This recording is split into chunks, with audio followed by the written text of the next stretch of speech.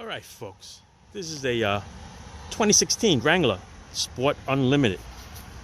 We're going to do front brakes and rotors on this here.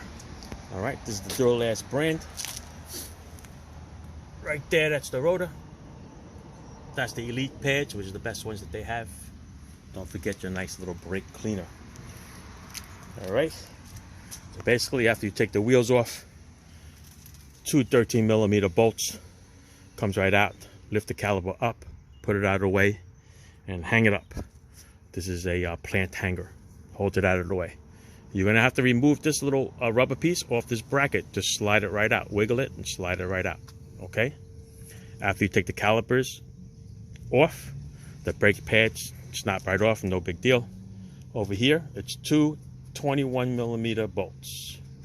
Okay? Take that, then the bracket comes out. Once the bracket comes out, change those clips that come with the good brakes. Right, and there's all the rusted ones there. These are the brake pads that came out of it. That's the one in the front. This is the one that's in the back.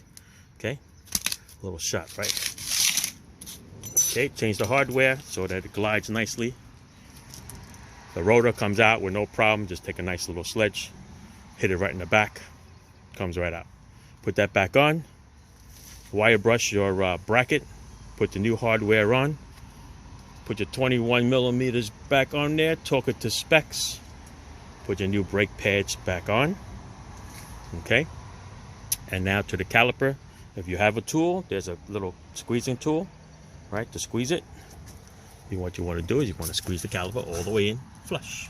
Okay. Let's see if I can get this out here for you. Let's see. All right. There you go. Pushed it all the way in, and then this is ready to go. All right, and after that, then you're good to go. Fairly simple, right? Not bad. Come here, I just want to show you on the other side.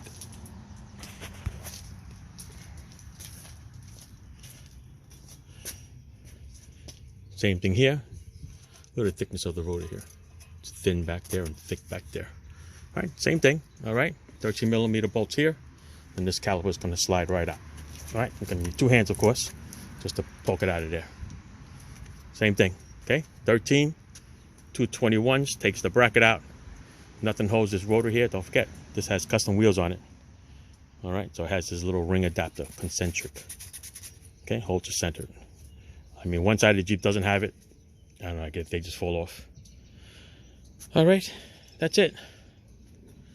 Ciao. Don't forget to loop everything. Make sure that this piece here goes in and out nice and smooth. All right, it should have no binding whatsoever because it's a floating caliper. The caliper needs to float left and right. Okay, you fail to do that, and then you're gonna end up getting brake pads really soon because it'll get jammed and stuck. All right, same thing with the hardware. You need new hardware. All right, that's it. What else got to tell you about? That's it. These custom wheels. Check out these custom wheels. They got these puny little lug nuts because the only size that can fit through those holes. Not a fan of them. They're light as a feather. I don't know. Yeah. That's up to you. All right, that's it. Thanks for watching. Ciao. Oh, and don't forget the brake pads come with a little lube, little Molly lube.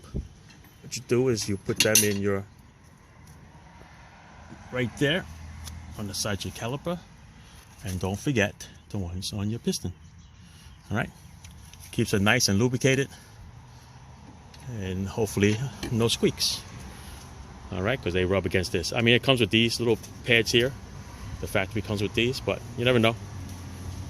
A little lubricant don't hurt anything. Ciao. Don't forget to put this thing back on. All right. All right. Ciao again.